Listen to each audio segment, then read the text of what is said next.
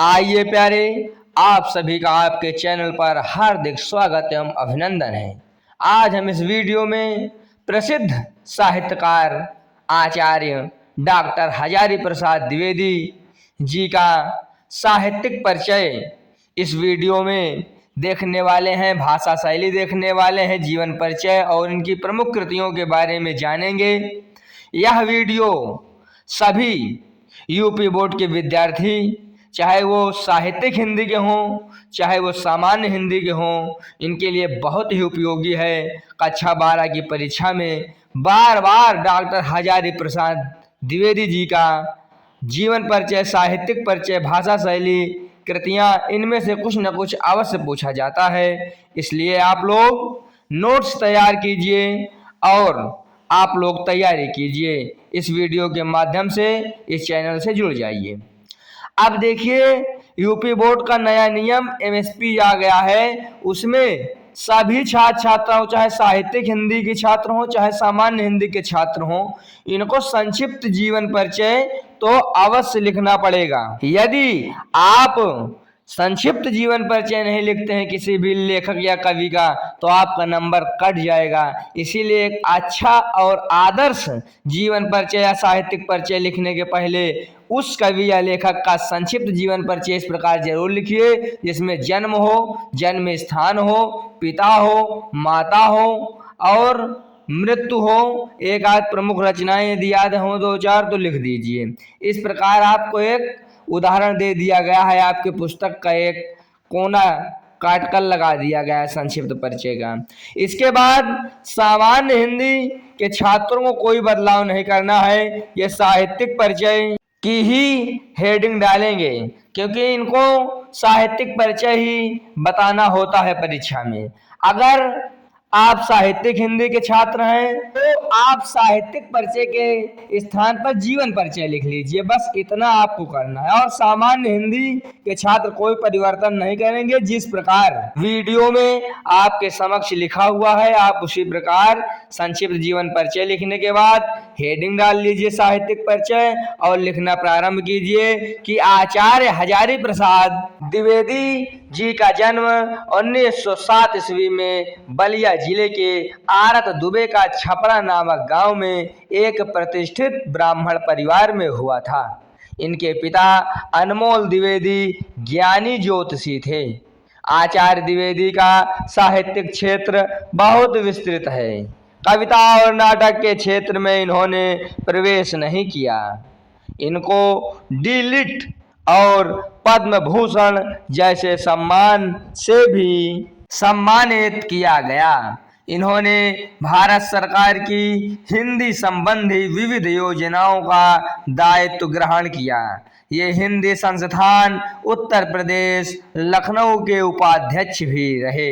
ये अनेक महत्वपूर्ण पद पर कार्यरत रहे। सेवानिवृत्त होने के बाद भी ये साहित्य सेवा में लगे रहे।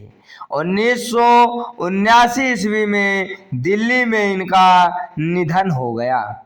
इस प्रकार हम इनका साहित्यिक परिचय लिख लेंगे। यदि हम सामान्य हिंदी वाले हैं तो साहित्यिक परिचय की हेडिंग डालकर आगे लिख लेंगे, और यदि हम साहित्यिक हिंदी वाले छात्र हैं तो जीवन परिचय की हेडिंग डाल लेंगे। और यदि साहित्यिक हिंदी वाले छात्रों को भी साहित्यिक परिचय लिखना पड़ जाए तो वो भी इसी को लिख लेंगे, क्योंकि आपके लिए ऐसे कम शब्दों के प्रयोग से यह वीडियो बनाई गई है जो तथ्यपूर्ण होने के साथ साथ पूरे नंबर आपको दिलाएगी। विश्वास करिए, विश्वासम फलदायकम। तो इस प्रकार अब इसके बाद हम वीडियो को आगे बढ़ाते हुए देखेंगे आचार्य हजारी प्रसाद द्विवेदी जी की कृतियां अर्थात प्रमुख रचनाओं के बारे में। तो इसको तो अब तो सभी छात्र इसी तरीके लिखेंगे।